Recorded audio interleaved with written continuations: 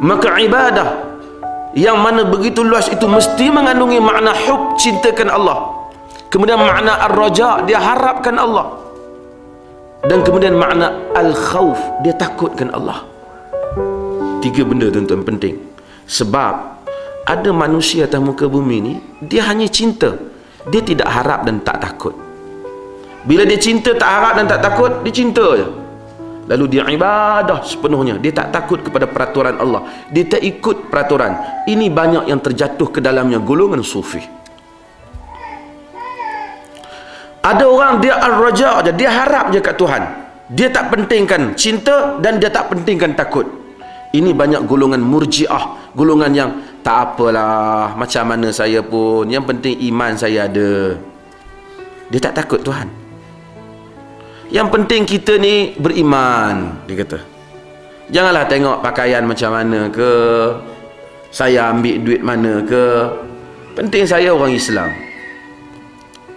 Ini golongan yang roja, dia ada harap. Dan ini aliran ini murjiah dahulu dinamakan. Murjiah, golongan ni hanya harap. Siapa beriman, maka dia selamat masuk syurga. Satu golongan lagi, satu ciri lagi penting tadi, al-khawf, takut. Takut penting, tapi tak boleh takut saja tanpa harap. Takutkan Allah. Kerana manusia ini banyak benda yang kita takut. Kita takut pada pemerintah yang zalim, kita tidak harap apa-apa daripada dia, kita lari pada dia. Tapi kita takutkan Allah Azza wa Jalla, kita berserta dengan cinta dan harap, kita dekatkan diri kepadanya. Tapi kalau manusia hanya memegang konsep takut, iaitu konsep neraka, munculnya aliran khawarij. Dia kira masuk neraka, macam tak ada syurga. Kau buat apa ni? Masuk neraka. Sikit-sikit masuk neraka. Satu golongan ni asyik-asyik masuk syurga. Tuan-tuan, buang apa? Masuk syurga. Semuanya fadilat. Masuk syurga. Macam neraka tak ada. Satu pula semuanya haram. Neraka. Semuanya salah. Tak betul begitu. Mesti gabungkan. Pertama, insan cintakan Tuhan. Dia harapkan Tuhan, dia takutkan balasannya. Dia harapkan Tuhan ampun dosanya, lalu dia beristighfar. Dia takutkan Tuhan murka padanya, dia jauhkan apa yang Tuhan larang. Sebab tu ajaib kita. Kadang-kadang bila kita solat, kita dengar Al-Quran, kita zikir, kita ibadat, kita menangis. Menangis kita di antara 3 ini, sama ada kerana terlalu cintakan Allah yang tak dapat kita gambarkan.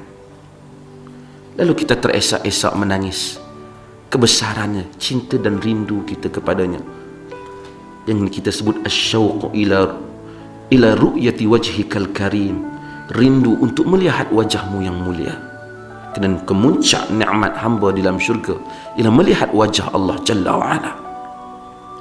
Kadang-kadang kita kerana kita ar-raja, kita harap, lalu ayat Al-Quran berhubung dengan syurga, kita rindukan syurga. Kita tak tahu apa peliknya kerinduan itu, sehingga menyebabkan kita menangis bila mendengarkan pengkhabaran syurga.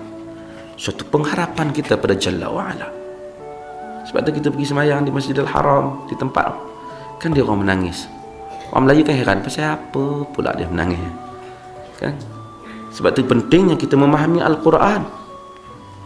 Baiknya kalau kita bulan Ramadan kita i'tikaf, sebelum nak baca ayat apa malam tu imam nak baca, dia syarah dulu petang lah, supaya tahu malam ni nak baca apa.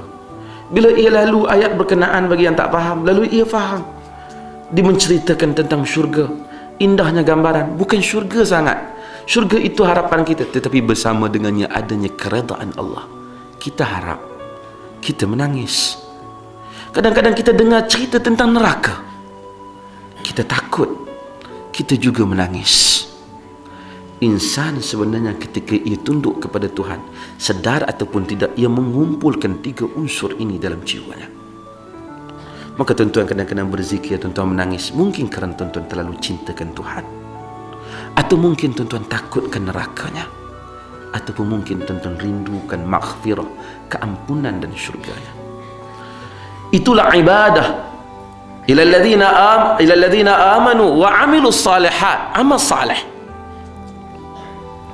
2 ciri ini tidak mencukupkan satu orang untuk selamat di hari akhirat kelak. jika ia tidak mengikuti dengan proses yang berikutnya ataupun dengan ciri yang berikutnya, iman yang duduk saja dalam jiwa dan membiarkan masyarakatnya jadi apa? Iman yang tidak berfungsi untuk masyarakat. Hendaklah iman itu diikuti dengan watawasau bil haqq, berpesan-pesan dengan kebenaran.